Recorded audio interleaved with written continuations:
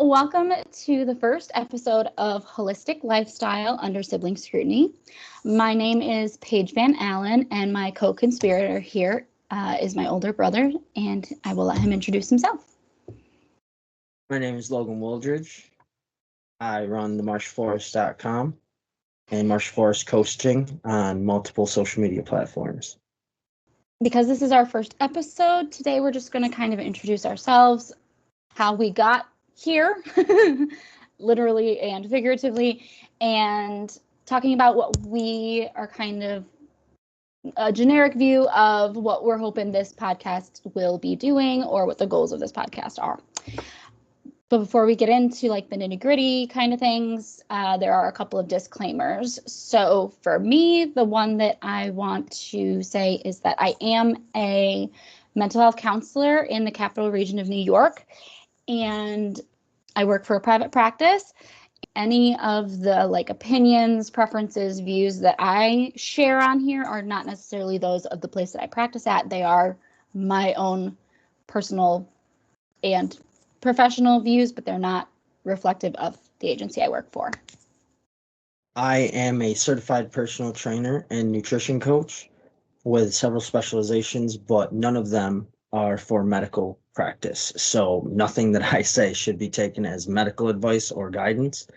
But if you have medical clearance, by all means. So I guess first thing that we kind of wanted to talk about a bit is what we are hoping to kind of achieve by doing the podcast, what the goal is, and I'm going to mostly leave this to Logan as this is kind of his baby and I'm just, tapping in for the podcast piece.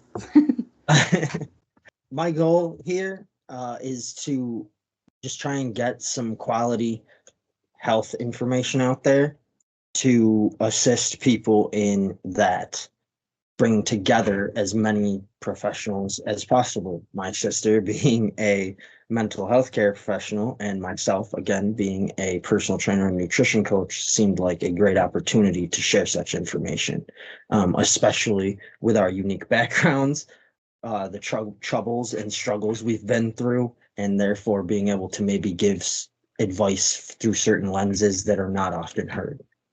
Yeah. And then I want to kind of tack on to that a big, maybe consideration is a good word for this podcast that we've really tried to, I can't think of the word, exhibit, not the word. What's the word I want? Incorporate. Thank you. Incorporate is making a lot of these things that seem very big and professional and formal a lot more approachable and feasible for like quote unquote normal people, right? Like absolutely, to give actionable advice to people using the scientific evidence, because that isn't the easiest thing to do. Right. Making it more readily adaptable for people. And part of that, I think, that we both kind of agree on and do anyway, is using ourselves as examples for these things. And so what I mean by that, just as a quick example, is like Logan lives in a rural area and is a bit more isolated than I am, doesn't have, quote unquote, a 9-to-5 job like I do, whereas I live in an apartment in a city and I have a generally 9-to-5 job. So we have very different lifestyles. And so that is something that we're going to try and broach with a lot of the subjects that come up, because for Logan, it's a lot easier to like say, go outside and like walk on a trail or go for a run on a trail. And like, for me, I would have to take a bit of a drive. I would need to make sure that there was like parking at the trailhead, like those kinds of things. So it's going to be different. And we want to make sure that we're kind of covering as many bases as we can for the things that we talk about. Absolutely. And though it may not need to be said, obviously female, male. Yeah, that's one too. Different preferences as well beyond just the male, female, and things like that. So hopefully it allows us to explore every topic in a very thorough way. And on a lighter note. And fun. Yes. We're siblings. So and on a lighter note, that's what we very much enjoy picking on each other, so that'll also be part of it here. And that's part of that under sibling scrutiny piece too, is we banter like siblings do. So that's going to be here. And as much as it's going to be banter, it's also going to be like kind of trying to poke holes in something so that we can brainstorm ways to get through some of those practical barriers to some of these things as well. Absolutely. And hopefully for anybody that has siblings, you understand that that only contributes to not being afraid to call out anything, so hopefully it helps encourage that idea. Most of the time, yeah, I agree with that. Like 95% of the time. So I think that's kind of all of that, like what we're hoping for, or like what we're aiming for this podcast to be. I think the biggest piece that we really wanted to kind of get into was I'm going to say quote unquote qualifications, because Logan and I have spent a lot of time talking about formal versus informal qualifications. So we share the same opinion generally in that both are equally important, but they are very different and they are relevant to different people to different degrees. So Log, do you want to kind of get into what you consider to be your qualifications for talking about and working on the kind of stuff that you're working on? Sure. Well, first, as I've said in other places, I am an NASM certified personal trainer and nutrition coach. What is NASM? What does that mean? National Academy of Sports Medicine. Got it. Noted. And I hold a couple specializations from that organization as well. Corrective exercise, stretching and flexibility, virtual coaching, and MMA conditioning. There's always a thing that's yes. Mm-hmm. And I'm currently working on behavior change and performance enhancement specialties as well. I've also done a number of workshops in breath work and am looking into yoga instructor. That is all the credential side of the qualifications. On a more personal note, I have been involved in martial arts on some level since I was a young child. Eensy weensy. Yes.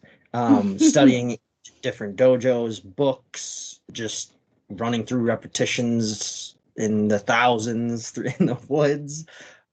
I've been training with calisthenics for over 15 years, with weights for more than 10.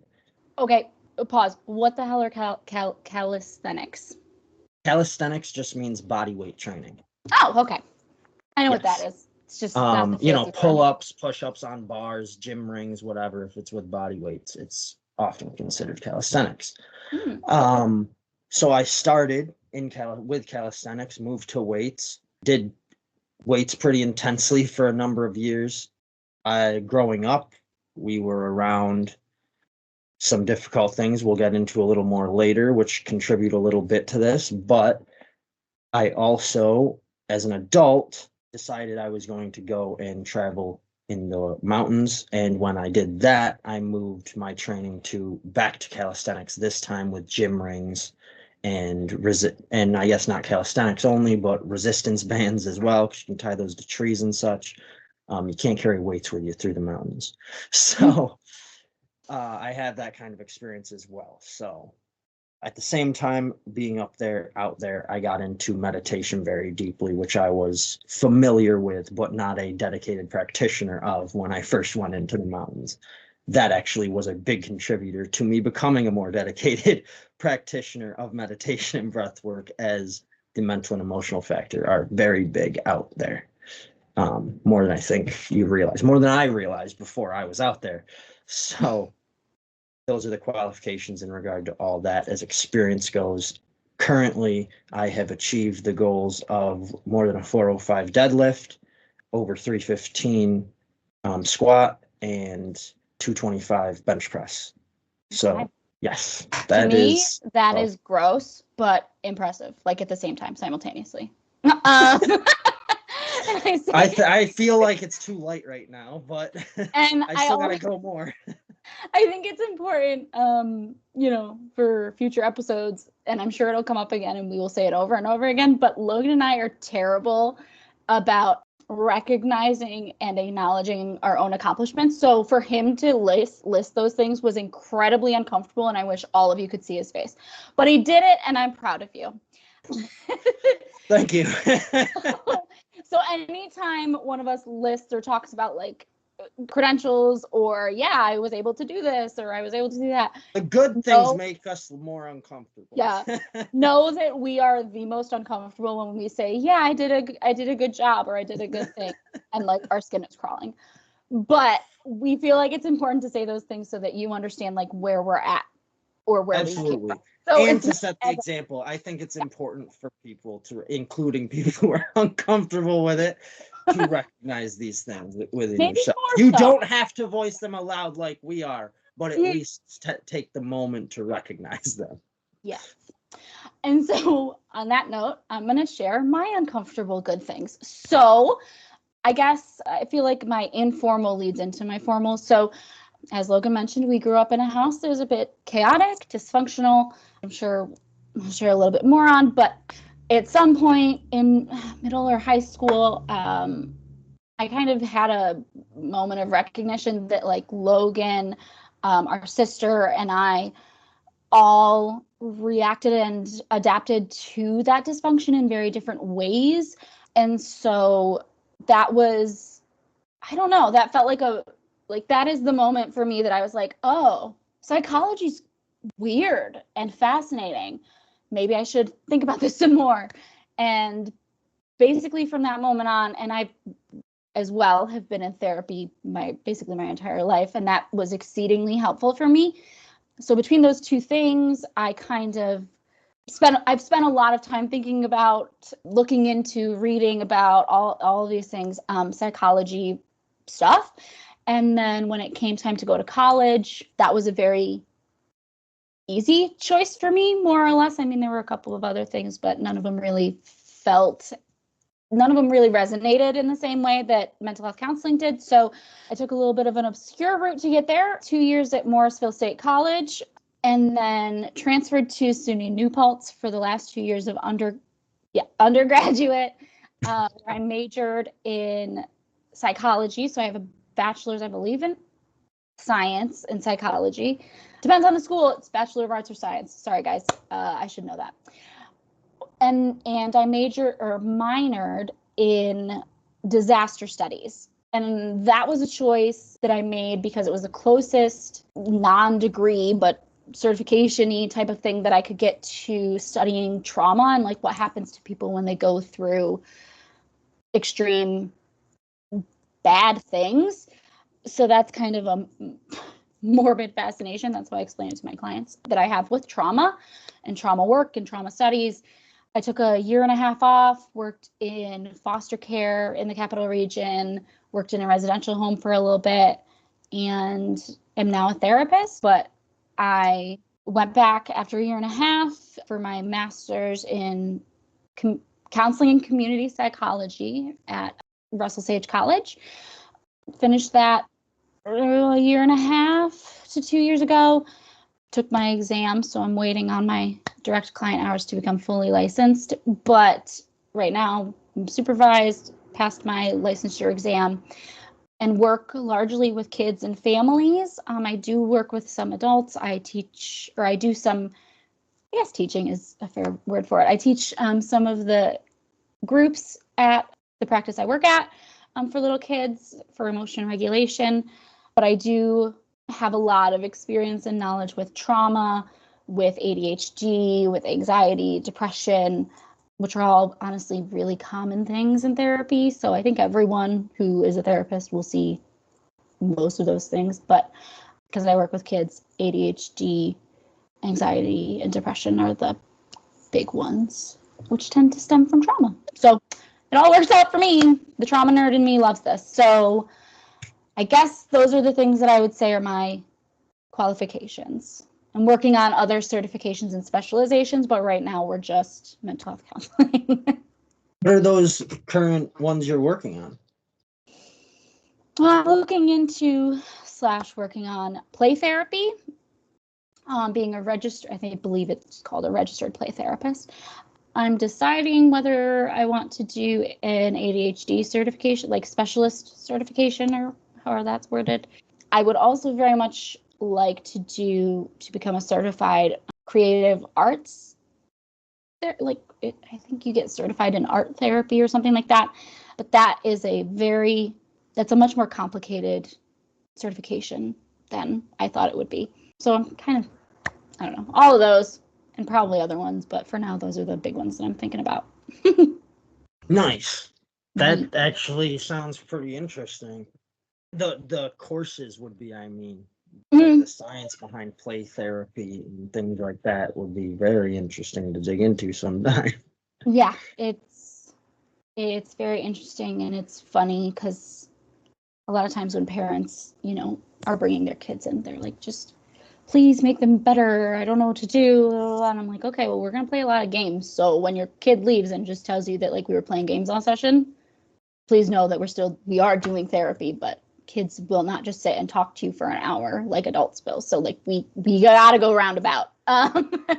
So play therapy or art therapy, those are kind of the ones that I naturally kind of gravitate to when with working with kids. I think a lot of people do, but they don't necessarily call it those things. They're just like, yeah, I do a lot of activities, and it winds up being like drawing. And yeah, I guess then kind of a natural next conversation or point to cover is why you are pursuing this path in your life.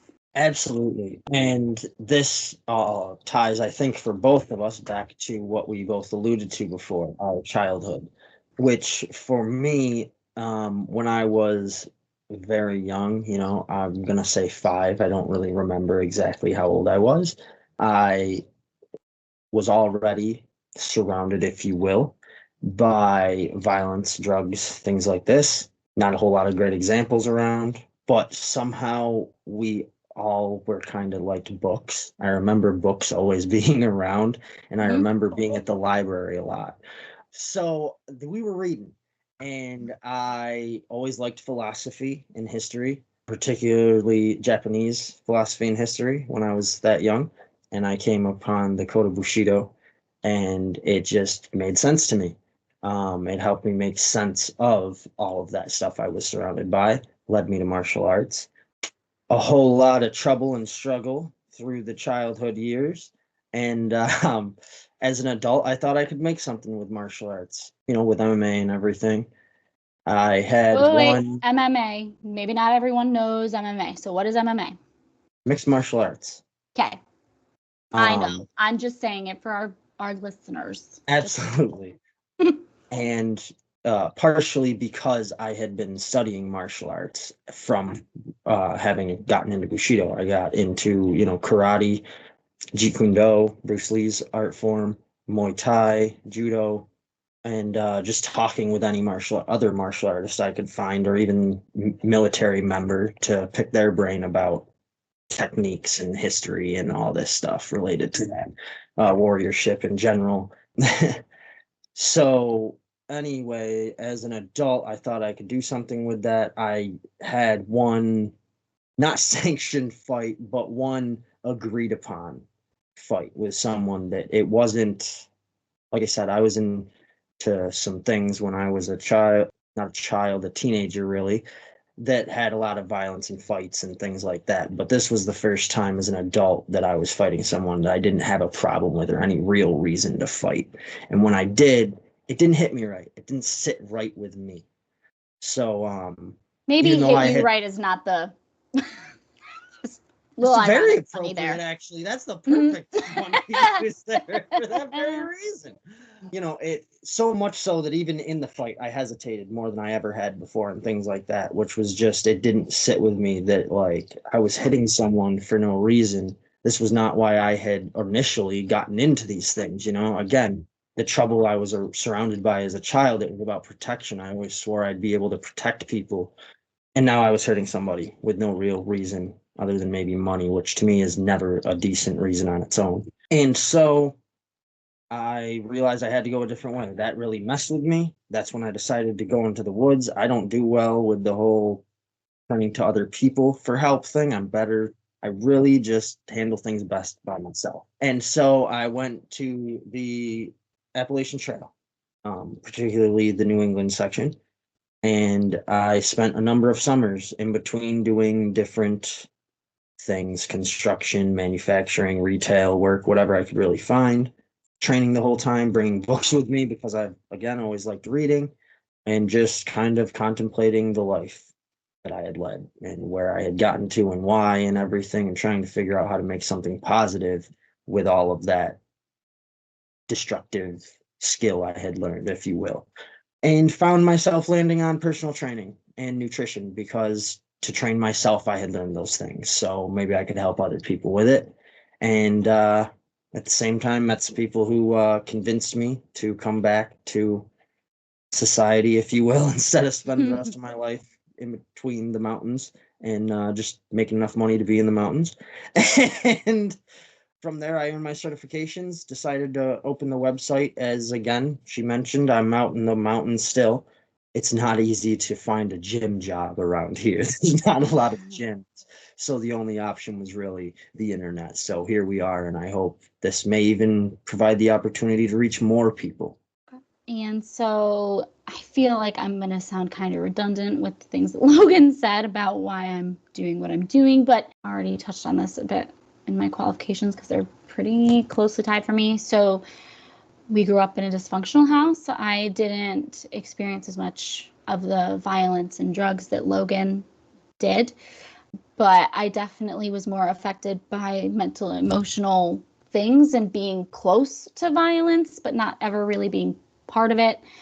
And I think the way that I dealt with it, and Logan pointed this out to me a while ago, I hadn't necessarily thought of it in this way, but I definitely agree that I kind of went to other relationships more external to my house stuff. Like I spent as much time at my school doing musicals, doing band, chorus, plays, musical theater, lots of clubs. So very social, very out of the house. And I wound up, I don't really know why, but I guess it just speaks to my personality. I kind of took up some like personal quests almost with some of the kids in my school that I saw were struggling. And I like made it my own like personal mission to try and help them in various ways. So for some kids, it was literally trying to tutor them. For other kids, it was trying to make sure that they passed classes. For other kids, it was making sure that they knew they had at least a single friend at our school. And all of those things really, I don't know, made me feel very like fulfilled, I guess, and humble. So it really, like I had said earlier, I was already kind of leaning towards psychology. There's a lot, like that is a very broad category, right? So there's a bunch of branches off of that, but those experiences really lended more toward mental health counseling, like being a psychotherapist. And the amount of fulfillment I felt from those kind of solidified that. Yeah, I think, and I think that when you've been through hard, bad, tense, whatever words you want, whatever adjectives you want to throw on that, it's really easy to kind of be overwhelmed and daunted at making any changes. So to be able to try and help people understand that even the tiniest steps matter in progress, I think that's really, to me, one of the core reasons that I, chose the job that I did, and that I'm glad that we're doing this, because I think that's something that both of us have gotten very good at appreciating as adults. Like, it doesn't have to be big giant strides. It doesn't have to be a massive undertaking. By just like waking up in the morning and taking a shower, you're making moves. So Absolutely. I agree with that. I think, coming from any kind of difficult, especially upbringing, because those experiences are so powerful throughout your life, right? yeah. That it becomes almost necessity to appreciate the small steps as to begin, as you said, beginning that journey. There are only really small steps you can take. So you have to be able to recognize those are you. There's a decent chance, I would argue, you're not going to make the whole journey out. Right. And that's actually something that we wanted to touch on in this episode as well, is that there are a couple of things that we really want whoever's listening to this to kind of bear in mind moving forward. And I'm sure they'll come up again, but really just want to kind of lay them out, that those small steps that we were just talking about are better than taking no steps or taking giant leaps. They often stick more easily and are less scary for people. Absolutely. And they're just in general, because of that and the fact of trying not to get too much into sciencey stuff here, but the way the nervous system interprets change and how that affects you in general on stress levels and focus and all these things, it's just better to go with small steps, even in the moment. Forget about those later benefits of sticking with it and blah, blah, blah. In the moment, it's also just more manageable to do those small steps because of that. It's not a weakness of anybody's. It's not a like, oh, you're not good enough to do the big stuff. It's everybody is just the way we're wired is not to change. Really, in all honesty, it's to, survive, which is in a way choosing the easy path, not the hard one. Change is hard, especially as a grown up. Yeah. Yeah. And honestly, that's something that I say in sessions to people all the time, is like, that's just part of being human, right? Like, nobody enjoys change. There are some people who really don't enjoy change, but it is very rare to find someone who's like, yeah, I want this to be different. And that is just like part of being a human.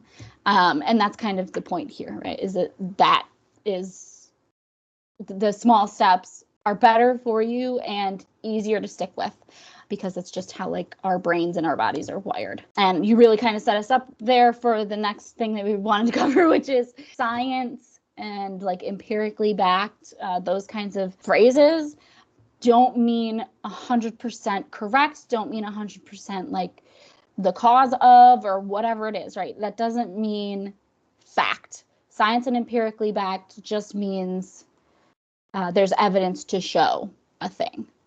Absolutely. Absolutely. And to piggyback a little on that, how they come to this empirically backed evidence, these suggestions that we'll give you, that science gives us, is for the average, right? And an average in and of itself means not everybody. In fact, very few people will be that exact average. Everybody's going to be somewhere in relation to that average. It might only be like 25% applicable to you. It might be 0% because you're way off and not at all in the average of whatever it is we're discussing. And that goes really not just for things we discuss, but the scientific advice in general. It's advice. It's especially in these things where it relates to living people, living creatures, even, because it doesn't even have to be just humans, dogs, cats, everything. Living creatures are variable. So again, Dynamic. Average is relative, if you will.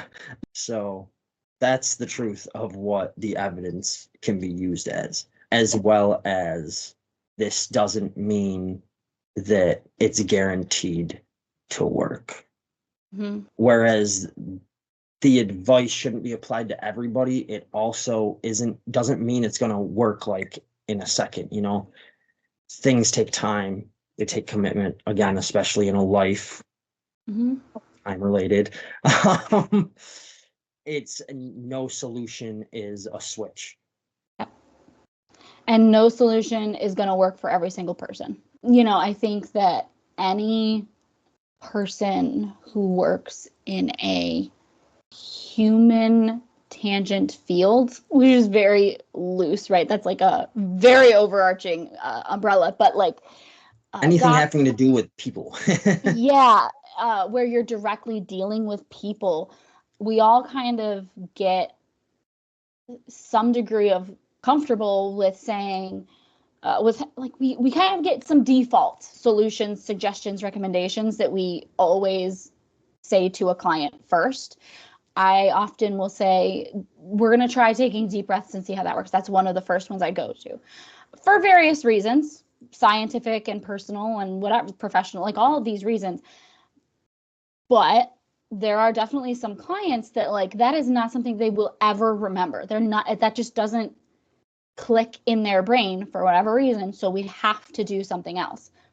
That's fine. And that's something that I really emphasize to a lot of my clients is like, I need you to be honest with me and with yourself about whether that is something you're comfortable with, or whether that clicks for you, or whether that resonates, because that matters as much as what the science shows, right? Absolutely. And that is, I think, again, like you were saying, like we were talking about how it's just like our brain and body wired that way, but that's also something that just happens. And like, you don't need to take personal offense. You don't need to like beat yourself up because the thing isn't working for you. That just means you're not that perfectly average human. and also I would just like to cover, if you did try to force yourself to, right?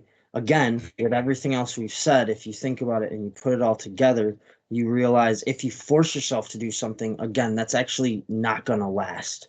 So even if you're able to force yourself into it for a little while, the likelihood you will, for as long as it's going to take, or you're going to need to, which mental health cases, certain physical cases, is all of your life. If you hate it, you're not going to stick with it. There's always another thing to try. So don't feel stuck to have to try things you hate.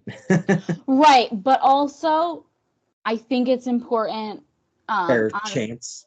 on that note, though, to like maybe talk about like the difference between not liking something and being uncomfortable with something, because I'm trying to think of an example for me. So I very much have a desire to be like more fit, more healthy, physically speaking. And I am super not a morning person. I have never been, probably never will be. I'm sorry to future children someday, but don't talk to me before 7:00. Nope. Don't talk to me before 10:00. And so I have tried to work out like when I get up in the morning so that it's done. I have the rest of my day to do the thing, but I already hate and don't want to be up early.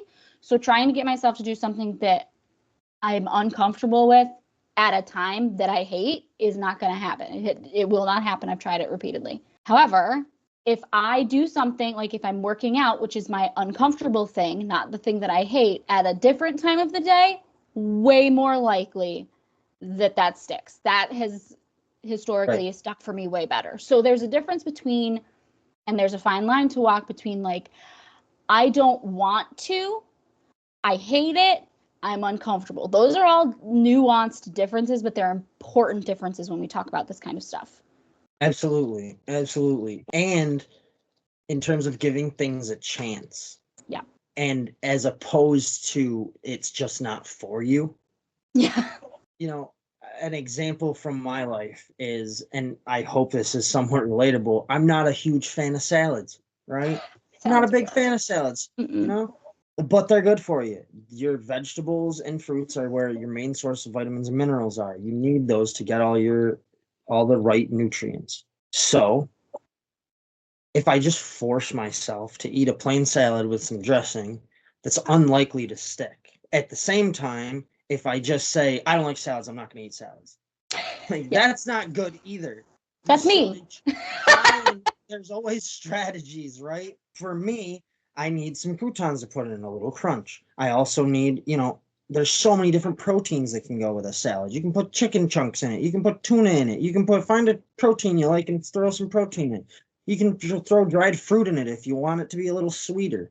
There's so many things you can add to a salad, and you're not going to like them all, but try some that sound good to you. Maybe you'll find something that once you put it to, like for me, I've recently been putting spicy breaded chicken in my salads, homemade crispy chicken, basically salad. That's great. I'll eat that. Oh, I love that because I like chicken. I like to eat chicken. And then you put ranch on it, a spicy breaded chicken. It's just like spicy chicken and ranch dressing. You don't like that? I like that. So you just throw some salad underneath it, and boom, it all goes together great. Now I can eat a salad, no problem. Mm-hmm. But I had to spend time to work out that strategy and not just throw in the towel. So if something's not working for you, you still should give it a chance. Give it some time. I would argue a week or two even before you just throw in a towel when we're talking about these kinds of changes, lifestyle changes, mental things you can try, mental tricks, meditation practices, whatever it is. Mm-hmm. And I think I was going to piggyback off of that. I think that it's also important to try and figure out what part of the thing is hard for you and try and shift that thing, right? Don't just, again, this is kind of going back to the small steps, right?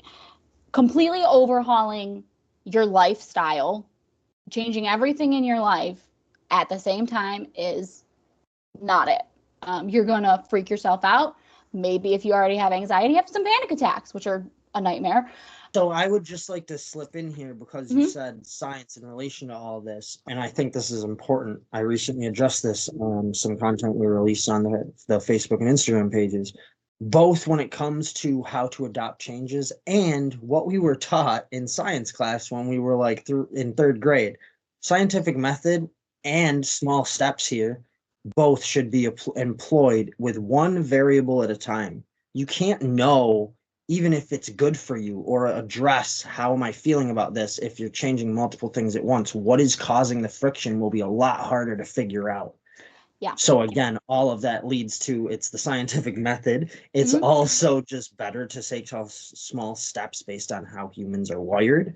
All of these things add to one at a time is a great way, in the beginning at least, to take a small step. Then beyond that, I think comes the breaking down of that small step. What is it about it that's difficult in this? Right. And that's also, I mean, because we've spent a lot of these examples have been like for physical health, but I'll put in some mental health here. That Absolutely. It also just takes a lot less mental energy, and is going to make you way less exhausted to not have to try and keep track of all of the things that you are changing, and just kind of try and keeping all of those changes organized, and right, I meant to do this right after that, and like, ooh, it takes a lot of effort, mental, emotional, physical, spiritual, all of those, right? All of the facets. This is the holistic part of this podcast. To make any changes, but the more changes you make, the more you're going to tire yourself out too. So baby steps, guys. That's at the bottom, like baseline of all of these little nuggets that we've thrown out there, like baby steps. Absolutely. Or as we've been saying on my content, small steps, not large leaps. Yeah. Yep. I like that. Never hurts to do some alliteration. So I think those were the big pieces that we wanted to cover, but the last thing that we had kind of intended to touch on a little bit was the kinds of stuff that we're hoping to cover in the future, as well as to throw out that, like, if you have any thoughts, suggestions, things that you're particularly curious about that maybe we could cover, throw it in a comment. I don't know. Reach out to somebody. Absolutely. Yeah, whatever. if there's anything in relation to what we've been talking about, or keeping in mind she is a mental health care professional, I am a physical trainer and nutrition coach. If there's anything you'd like us to cover with that combined scope there, drop it in the comments. Or if you want some more information about any of the things that we've said, ask any questions. Elaboration. Yeah. We're very teeny right now. This is first episode, so now's the time that we can probably actually do that. Hopefully at some point we're not going to be able to get to everyone's questions, but right now we definitely can. Absolutely. On that kind of note, talked about covering like meditation and breath work, like what those are, why they're important, the science behind that, how to implement that, different strategies or skills that you might need to do those things. We talked about, or maybe Logan's a nutrition coach, so we're probably going to cover nutrition at some point. That is going to be way more him talking than me. I am terrible at, I don't know anything about nutrition. Well, that's fine because we're hopefully also gonna cover at least loosely, different, I would like to anyways, different mental health conditions, and how that relates to a lot of the physical and nutritional, because all of these are so intertwined. So I hope we can cover things in all three areas, the physical, the mental, the nutrition, which when combined, we might get into a little bit of spiritual discussion on, I'm sure it'll come up. So yeah, we're hoping to cover a number of things in all of these spheres. To help us order them would be dropping those comments below so we can get to what you like first. Thanks for joining us for this discussion. If you would like more content on the health and wellness journey, or if you enjoy nature and the outdoor lifestyle, join us on YouTube, Instagram, and Facebook. Get the links in description, and come check out themarshforest.com for a nature-centric community that will support you and provide accountability. Hope everyone is making progress on their path today.